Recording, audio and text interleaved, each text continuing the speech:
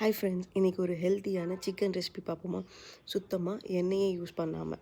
So வாங்க, இதுக்கு வந்து நம்ம ஃபஸ்ட்டு வெங்காயத்தை நீல வாக்கில் கட் பண்ணி வச்சுக்கலாம். நம்ம நார்மலாக நீட்டாக கட் பண்ணுற மாதிரி கட் பண்ணி எடுத்துக்கலாம். ஸோ அடுத்து வந்து ஒரு பவுலில் நான் சிக்கனை ஃபுல்லாக வாஷ் பண்ணது எல்லாத்தையும் எடுத்து மாற்றிக்கிறேன். ஸோ இந்த சிக்கன் கூடவே வந்து நான் கட் பண்ண வெங்காயத்தையும் சேர்த்துக்கிறேன். அதுக்கப்புறம் நீங்கள் ஒரு டேபிள் ஸ்பூன் இல்லை 2 டேபிள் ஸ்பூன் அளவுக்கு தயிர் மிக்ஸ் பண்ணிக்கலாம்.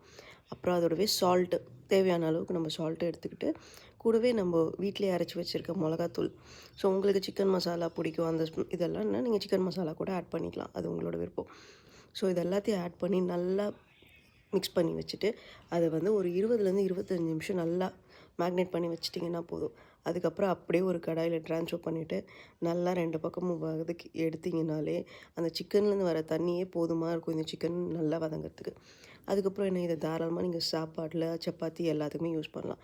ட்ரை பண்ணி பாருங்கள். தேங்க்யூ.